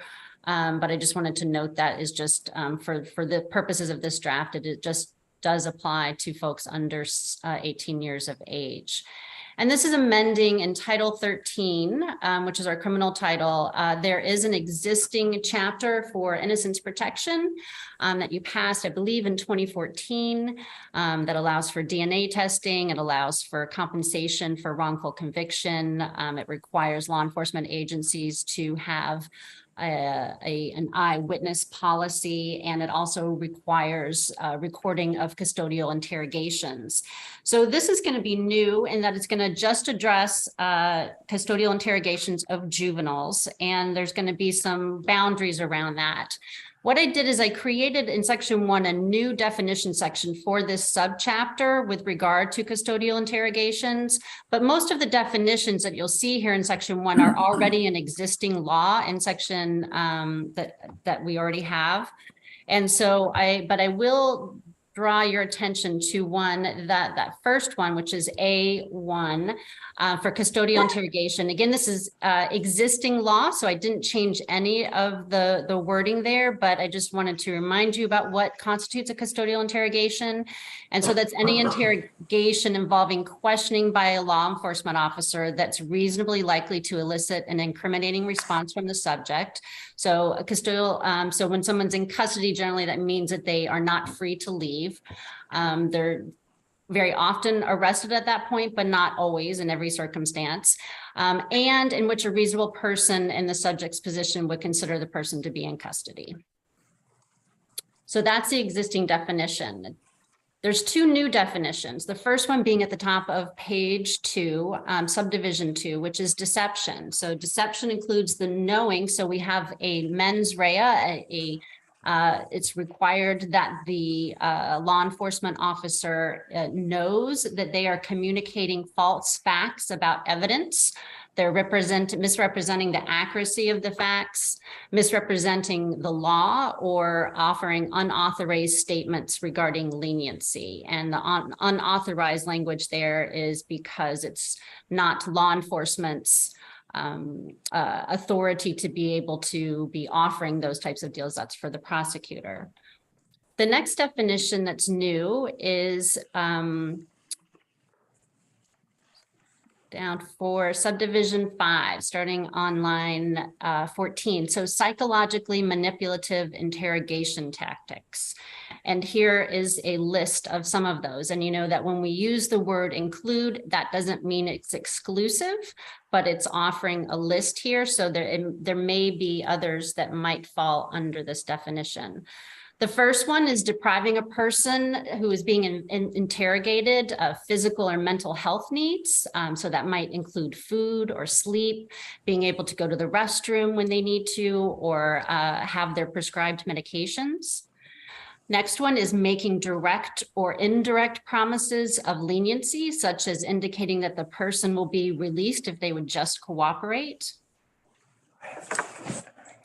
Top of page 3, next one, subdivision C, is using or threatening to use unwarranted enhanced penalties upon the person being interrogated. So just kind of the opposite of the previous one with regard to leniency. Or another person, or using or threatening to use the unwarranted criminalization of another person. And lastly, providing key incriminating facts about evidence presumed only to be known to law enforcement and the perpetrator of the crime that were not previously articulated by the person who's being interrogated, which therefore induces the person to adopt those facts.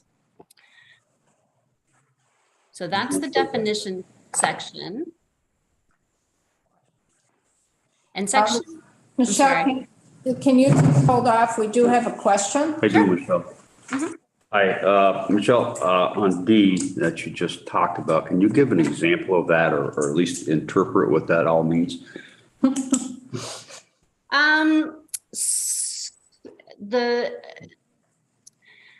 I will give you an example of the kind of scenarios that I've heard, which is, you know, if someone's being interrogated, maybe they've been at the police department for a number of hours, it's late at night, they're tired, they want to go home, and if a law enforcement officer said something like, well, if you just come clean with us, if you just tell us, you know, what happened there, then you can go home. If you just tell us how, and they're kind of guiding the person, and the person is, you know, saying, I've seen videos. I'm trying to remember the one that was offered by Innocence Project.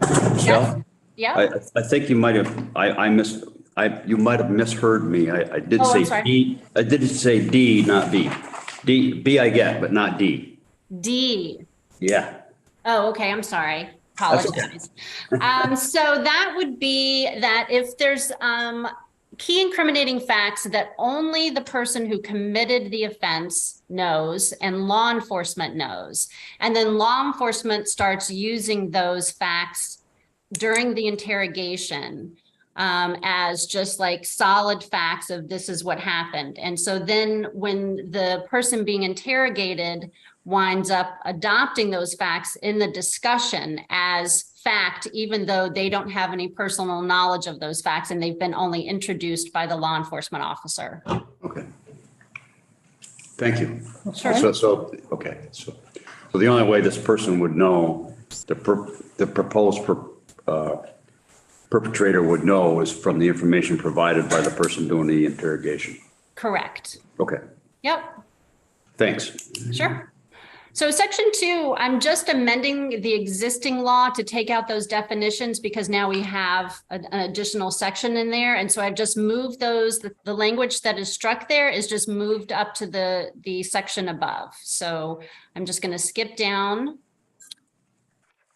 to section 3. Sorry, my phone's ringing.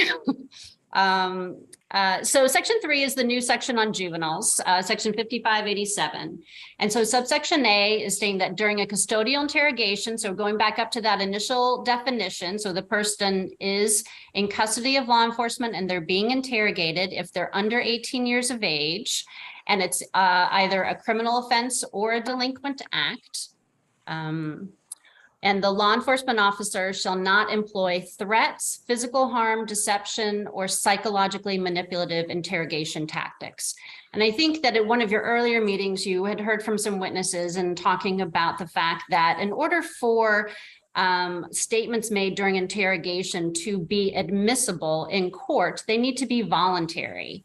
And that's because the simple fact that, you know, you have a constitutional right not to offer incriminating evidence against yourself. And so if there are threats, there's physical harm of the person being interrogated, and this is saying also if there's deception or these psychologically manipulative interrogation tactics, that it's considered to be involuntary. So you see on subsection B, subdivision 1, is that any admission, confession, or statement, whether it's written or oral, made by someone under 18 and obtained in violation of subsection A is presumed to be involuntary and inadmissible. However, in B2, there is a process where the state can overcome that presumption. And so the state can do that by proving by clear and convincing evidence that the admission, confession, or statement was A, voluntary and not induced by law enforcement officers' use of those prohibited things in subsection A. and any actions of the law enforcement officer in violation of subsection A didn't undermine the reliability of the person's admission, confession, or statement, and did not create a substantial risk that the person might falsely incriminate themselves. So I'll say here that the standard here for being able, for the state to be able to overcome the presumption of inadmissibility is clear and convincing. So there are 3 standards that we typically use. There's preponderance of the evidence, which is just a little bit more weighted on one side. There's clear and convincing, which is kind of the intermediate standard. And clear and convincing is that there is a highly and more substantial likelihood that something is true than not true. And then you have beyond a reasonable doubt, which is typically what you use in criminal statutes and for in order to convict someone. So this is the mid-level for standard for being able to overcome the issue around voluntariness and inadmissibility. I will say that right now, what's used around voluntariness in Vermont is preponderance of the evidence. But that is a policy choice for you. I was working with the Innocence Project and looking specifically at Connecticut legislation. So Connecticut's has passed one body, it didn't pass through the whole body. There's a few states. I know you've discussed a little bit with Illinois and California. There's also Oregon, Utah, and I think one other state. But we were looking at Connecticut and they do use clear and convincing, but that's simply a policy decision for you on what to use. It's beyond our pay grade. That's Judiciary Committee. They haven't passed the law yet, so you can't really say they're using it, right? Correct. So, I mean, that's what they're proposing, and if we follow this, we'd be proposing the same thing. Correct. Thank you. Mm-hmm. And then section 4 is the effective date. It would be in essentially about 18 months from now, because you would want to have folks trained on these issues and make sure that everyone who's working within the criminal justice system is aware. Teresa. So I think this kind of generally captures what our intent was. My only, and I'm just going to leave it obviously to the committees of jurisdiction to work out the details. My question is around the age and thinking about our raise the age legislation. And I think we're stalled at 19 right now, if my memory is correct. I mean, so. we were going further, but the department has failed to implement that. So I think we're stalled at 19. So it's just, I guess, a note for committees of jurisdiction. It seems as though we should have some consistency. Not locking at a particular age, is connected with the raise the age. If we're going to treat folks as in a certain court in a certain way, then I think should just be consistent with the policy, I guess, is my only thought. So, in that regard, my thought would be that this should be 19, but since we have statute right now that is at 19, I think that's the age. But like I said, we'll leave that for judiciary's committees to work on. So we had some pretty broad discussions as a committee. This is, we asked Michelle to reach out to other states to see what their statute said or what they have introduced as legislation. This reflects that, correct, Michelle? Correct. And we as a committee can't introduce legislation as a committee. But the question is, do we have a bill introduced both in the House and the Senate, or do we just have the bill introduced in one body? And who would carry it? In those I'm happy to introduce along with anyone else who wants to the bill. I do have one question, and that's on the prescription medications that you can't withhold, and I'm not sure. I mean, knowing the problems that DOC has had and other agencies have with prescription medications, I'm not sure that that's something you want to add in there, it almost, I'm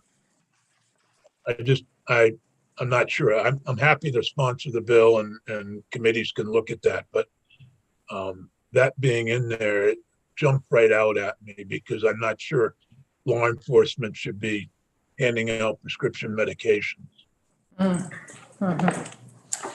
So there's no more senators here in physically around the table.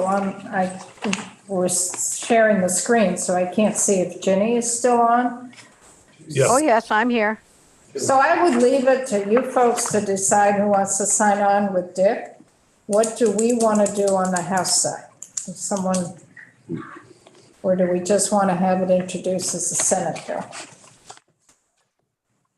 I think we're just going to have it introduced as a Senate bill.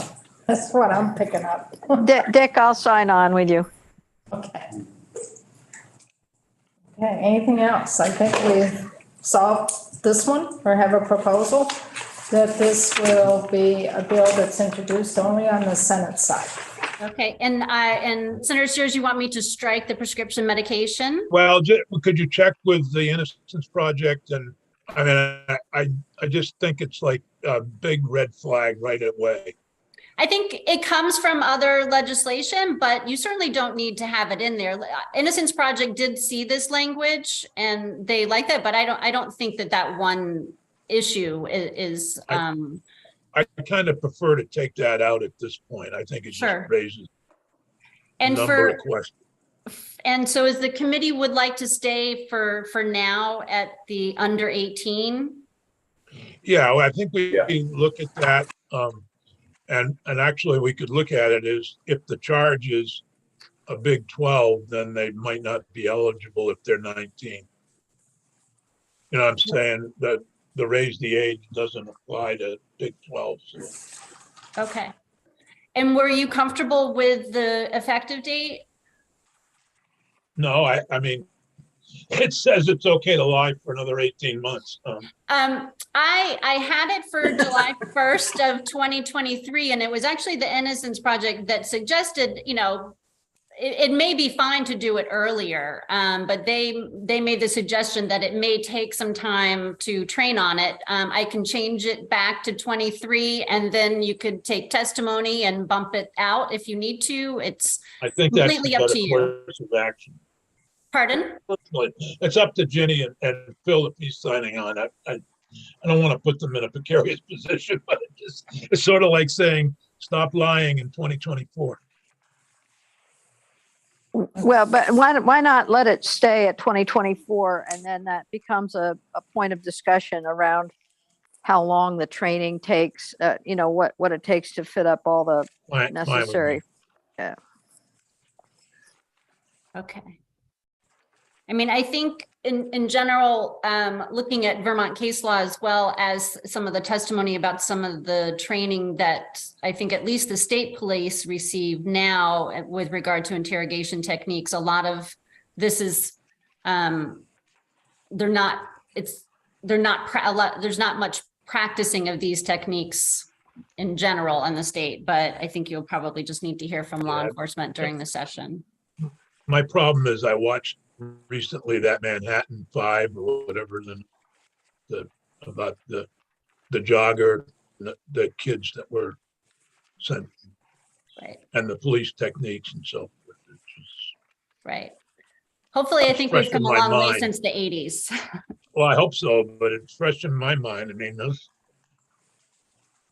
Right. Okay, great. All right. Thanks very much.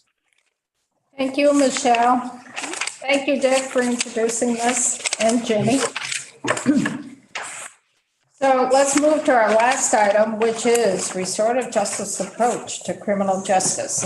And what we were tasked with doing is looking at our restorative justice programmings and services, and that we would submit any proposed legislation resulting from the work that we've done.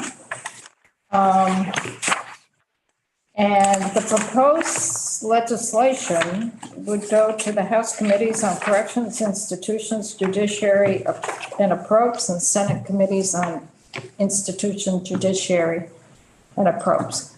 We looked at our restorative justice programs, our community justice system, and we sort of came down to doing a proposed legislation of establishing a task force. So Ben, why don't you come on up?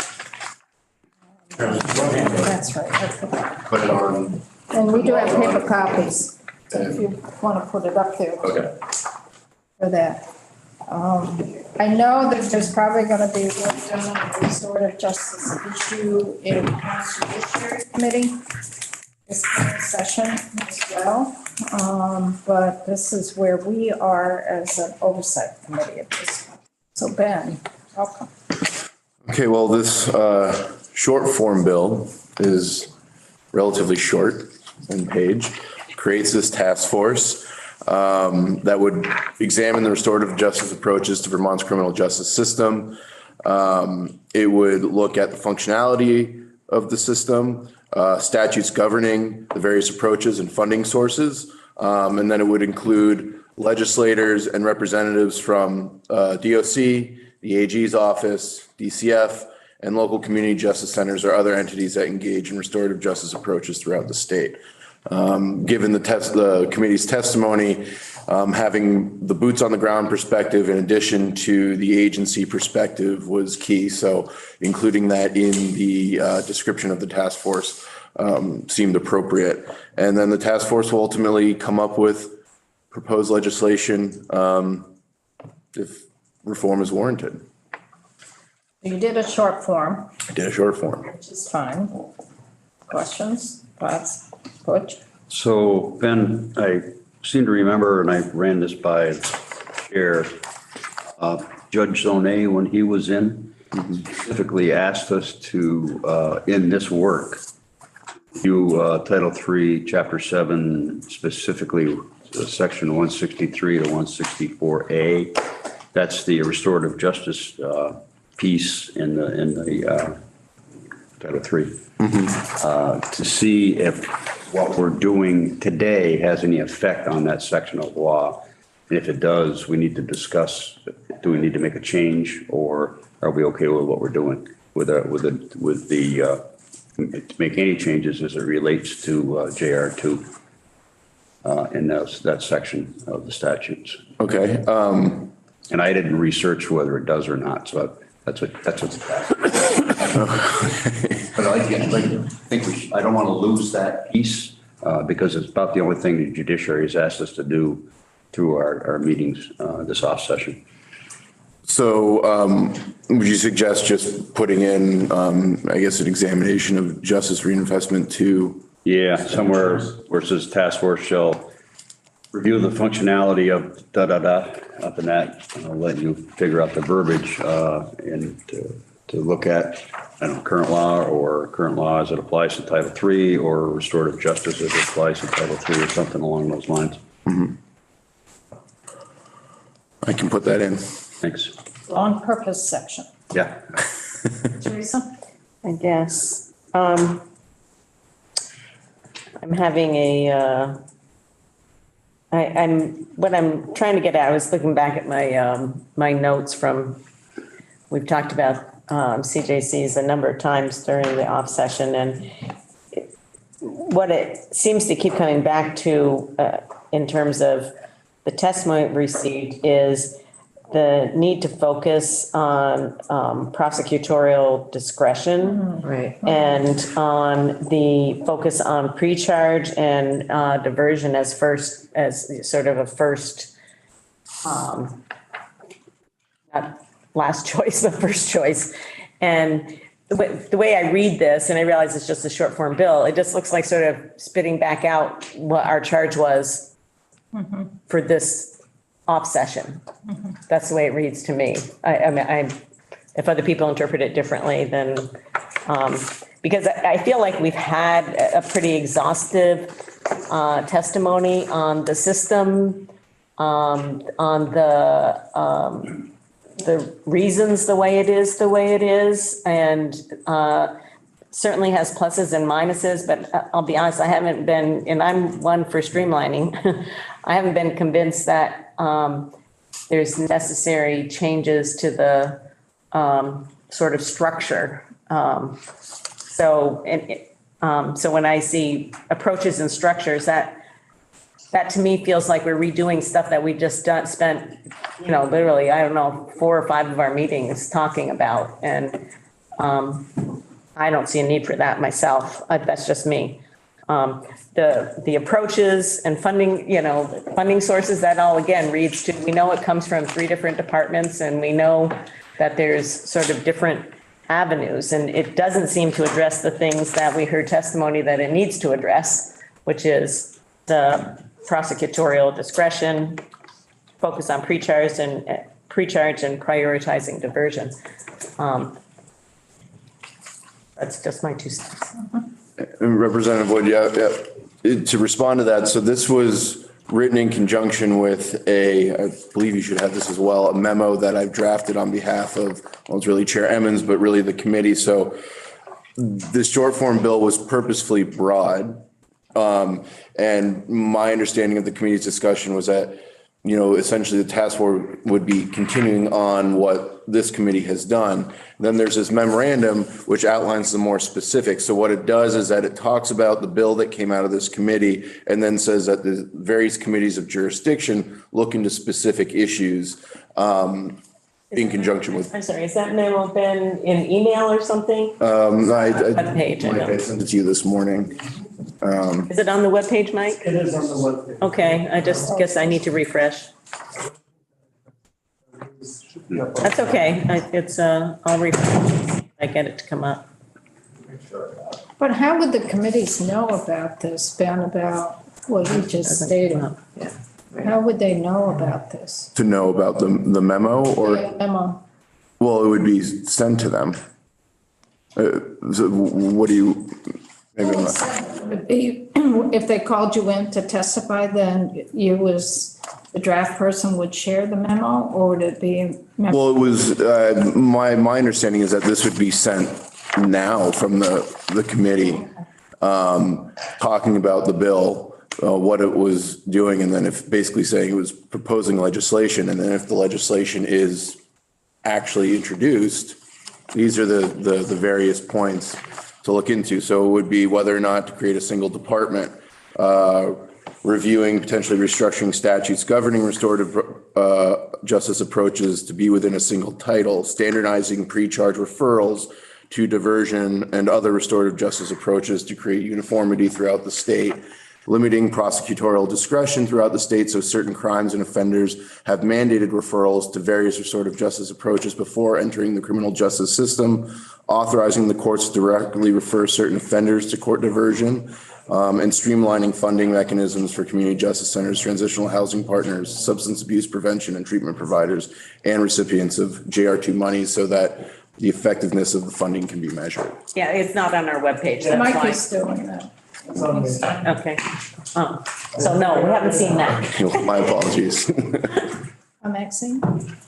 Yeah, I echo what Teresa said, because even if this memo is sent to committee members, the bill will still be out there for the world. And, folks who are interested in this topic may not look to the memo. And so I think because, especially in terms of prosecutorial discretion and things that you mentioned were so important, is there any harm to putting it in the statement of purpose in the short form? I can just essentially roll it in. Roll it in. And, okay. Yeah, I mean, if the committee wants to do that. Be easier. Sure. Then we wouldn't lose it in the translation. Okay. Well, I'll just work those specific points into the short-term statement of purpose. So then the question becomes, do we introduce this on? And then. Actually, the Senate can't introduce short form bills. Form bills. I guess that answers that question. That answers that question. So do folks want to sign on to this? House members? I'm happy to sign on. Maybe not. It is posted on. So Teresa, Butch, Trevor, that's all of us, right? 1, 2, There we go. And I'll sign on too. I don't know how you want to do it. Lead sponsor or alphabetical? Does anyone want to be a lead sponsor? You're doing a great job. Yeah. Bus just backed up on you. And the bus backed up. Threw me under the bus. Yeah. I do it alphabetically. Yeah, okay.